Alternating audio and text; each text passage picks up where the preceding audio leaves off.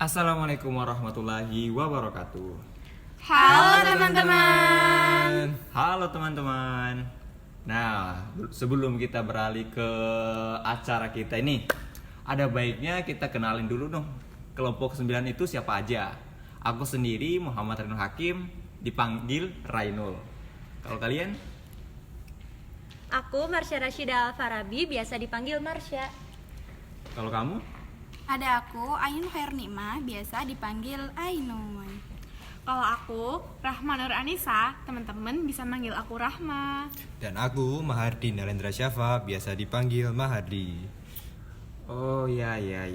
Nah, berhubung pesta ini udah berjalan nih, gimana sih penugasan pesta kalian? Pastinya udah selesai dong Mas Rainul.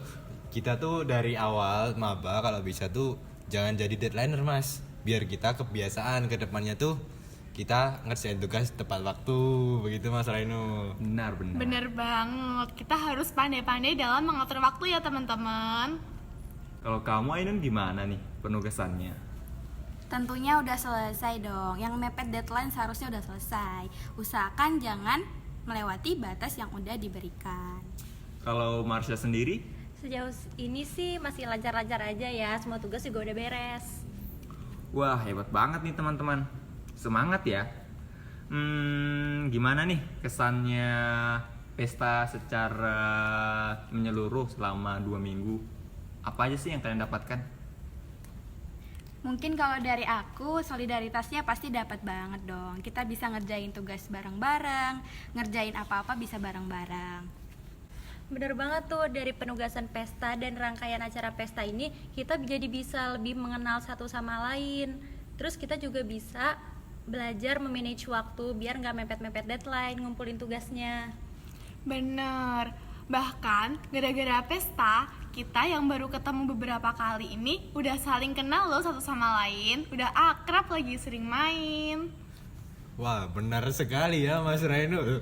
Kita dengan pesta ini kita jadi kenal satu sama lain. Yang dari awal kita masih malu-malu kucing, nah sekarang kita bisa ya nongkrong gitu lah Mas Rainul. Wah, kesannya banyak banget ya teman-teman. Kalau begitu, apa sih pesan untuk pesta kali ini? Kalau dari aku sih, kesan untuk pesta tentunya seru banget ya. Dengan adanya tugas yang dikasih, tentunya bisa memberikan kita banyak manfaat. Mulai dari rasa solidaritas, terus yang disebutkan Marsha tadi, manajemen waktu, dan lain sebagainya. Baik, jadi nih teman-teman, mungkin ya dari aku agak kesulitannya tuh dari pengumuman yang dadakan. Kayak misal tiba-tiba diumumin buat kumpul, padahal kita udah pesen kereta untuk mudik pulang ke rumah. Nah mungkin itu ya permasalahan yang saya pribadi alami. Wah iya, benar juga sih ya. Oh, jadi gitu ya pesannya untuk pesta ini. Beralih ke pesta nih. Aku mau nanya ke teman-teman nih. Kita kan mahasiswa baru nih di Universitas Gadjah Mada. Kita juga sudah sebulan nih menjalani perkuliahan. Mungkin apa sih gambaran teman-teman semua soal rencana karir ke depannya? Boleh nih diceritain. Jadi kalau aku tuh kan aku sendiri pengen di statistika ini ya. Tentu aku pengen jadi data scientist nih. Kalau kamu apa? Kalau aku sih sebenarnya belum ada bayangan sih mau jadi apa ke depannya. Mungkin aku bakal cari info lagi lebih dalam. Oke, gantian aku ya. Kalau aku sih mungkin langsung ke yang tinggi aja ya. Kalau aku tuh ada rencana buat jadi pimpinan data analis di Bank Indonesia. Wah, keren gak tuh? Keren banget. Wah, aku juga mau tuh jadi pemimpin data analis. Wih, sama dong kita. Bentar. Bukannya kalau jabatan tinggi gitu pasti laki-laki nggak sih yang kepilih, yang pasti menjabat gitu. Loh, kenapa gitu? Kan bukan berarti itu menutup kemungkinan kalau Marsha juga bisa jadi petinggi-petinggi atau pemimpin atau bahkan di posisi yang lebih tinggi dari itu. Tapi sih kalau aku lihat-lihat di film, lihat di kejadian di masyarakat, faktanya itu emang yang biasa jadi pemimpin tuh laki-laki. Gitu. Udah teman-teman. Semua pekerjaan itu bisa dilakukan semua orang. Namun membahas tentang pekerjaan nih, aku mau masuk ke topik yang akan kita bahas nih, yaitu mengenai glass ceiling. Apa sih glass ceiling itu menurut teman-teman?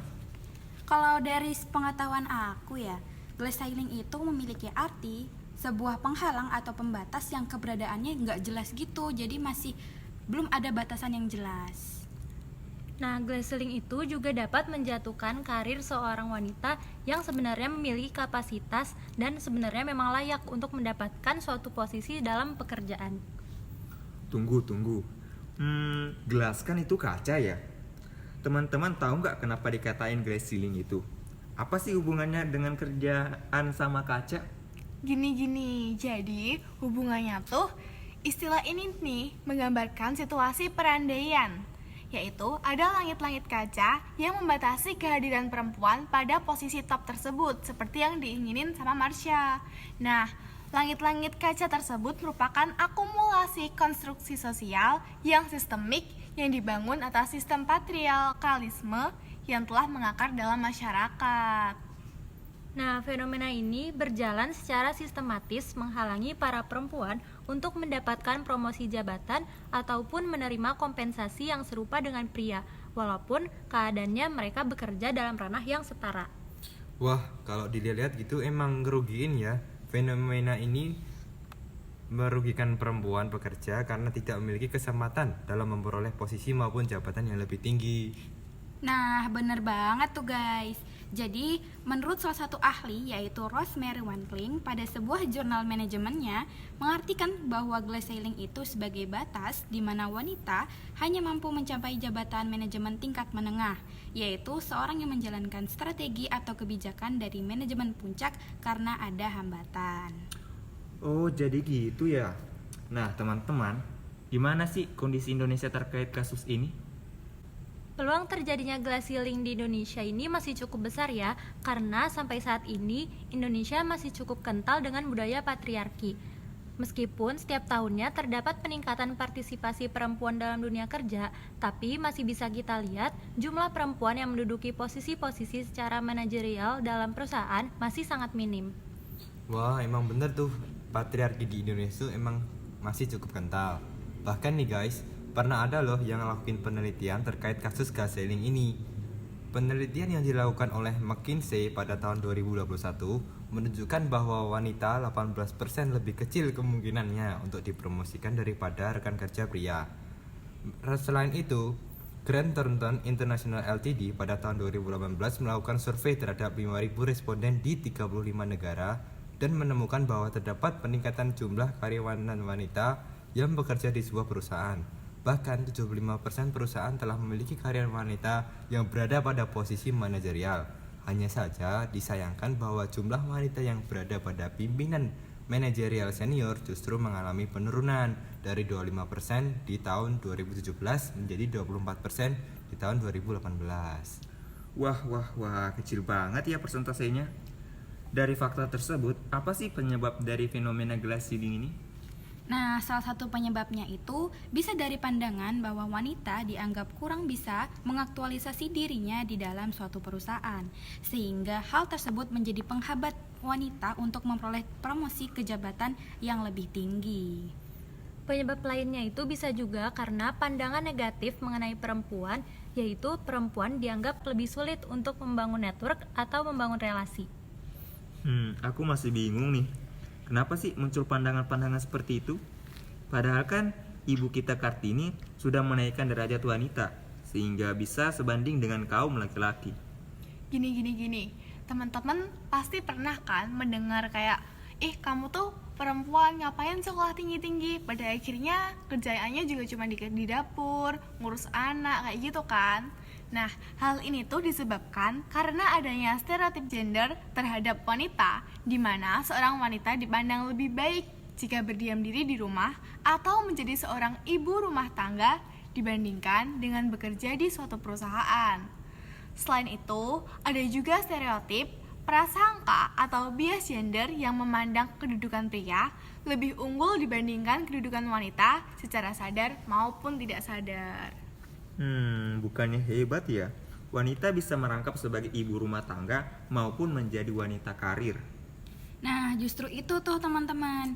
Karena bisa memegang lebih dari satu pekerjaan, justru wanita dianggap kurang mampu menyelesaikan pekerjaannya dengan maksimal. Ditambah lagi adanya konflik tanggung jawab antara keluarga dan perusahaan, sehingga wanita dianggap tidak bisa bekerja secara maksimal karena harus membagi fokus antara pekerja dan keluarga. Wah, ternyata sangat merugikan kaum wanita ya. Kita sebagai mahasiswa harus antisipatif dalam hal ini. Kita harus memupuk rasa percaya diri sedalam mungkin bahwa lebih berani untuk menunjukkan hasil kerjanya agar atasan juga dapat melihat bahwa orang tersebut mampu untuk menempati posisi yang lebih tinggi di perusahaan. Kalau menurut teman-teman nih, apalagi nih yang bisa dilakuin? Nah, pertama bisa dengan membangun jaringan. Semakin luas jaringan kita, semakin besar peluang kita untuk mencoba karir baru atau membangun usaha sendiri. Kalau masih bingung, mulailah dari lingkungan terdekat kita. Bahkan di era sekarang, kita bisa memanfaatkan media sosial untuk memperluas jaringan. Nah, selain itu tuh, kita dapat melaksanakan tugas yang diberikan kepada kita dengan sebaik mungkin. Jangan terlalu terfokus untuk mendapatkan pujian atau perhatian dari manajer atau bahkan atasan yang lebih tinggi. Nah, dengan begitu, ada kemungkinan kinerja yang kita lakukan akan dipertimbangkan oleh atasan yang kemudian akan berujung kepada promosi jabatan. Selain itu, kita juga bisa mengadakan jenis penyuluhan di masyarakat, khususnya di lingkup perkantoran. Mengadakan penyuluhan seputar bias dan stereotip gender juga bisa menjadi cara yang ampuh untuk atasi glass ceiling di kantor. Di acara ini, kamu bisa undang pakar atau aktivis kesetaraan gender dan membicarakan bahaya stereotip serta diskriminasi di tempat kerja. Langkah seperti ini dapat menjadi pengetahuan baru bagi karyawan untuk tidak membeda-bedakan rekan atau atasannya berdasarkan gender belaka. Nah, salah satu cara yang paling ampuh itu yaitu dengan menentukan target karir. Jadi, dalam kasus ini, teman-teman tuh harus menetapkan tujuan yang jelas dan mengembangkan keterampilan yang teman-teman butuhkan untuk mendaki hierarki perusahaan di posisi tersebut. Jadi, kita harus fokus pada tujuan SMART yang spesifik, terukur, dapat dicapai, relevan, dan terikat waktu. Dengan memiliki target, kita akan lebih siap untuk menghadapi potensi resiko yang akan hadir. Namun, penting ya untuk diingat bahwa seberapa keras kita bekerja, gagalan adalah bagian yang tak terhindarkan dalam dunia kerja. Kuncinya adalah untuk tidak merasa insecure dan terus belajar dari kesalahan yang kita buat. Wah, setelah mendengar penjelasan dari teman-teman, aku sama Ainun jadi sadar nih. Marsha, kita minta maaf ya atas perkataan kita di awal tadi.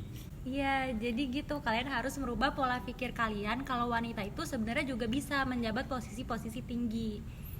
Nah, pesanku nih buat teman-teman sesama perempuan, kita tuh jangan terlalu terhalang, jangan terlalu memikirkan sama pandangan-pandangan masyarakat atau omongan-omongan tetangga yang membuat kita tuh berhenti berkembang.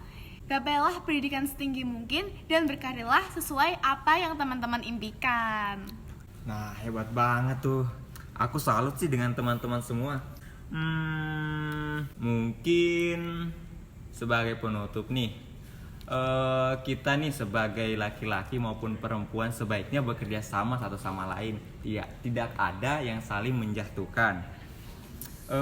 Mungkin itu saja podcast dari kami mengenai glass ceiling ini. Apabila ada kesalahan kata maupun kalimat yang kami ucapkan, kami meminta maaf sebesar-besarnya. Sekian dari kami ucapkan Terima kasih teman-teman. See you di podcast selanjutnya. Sampai jumpa teman-teman.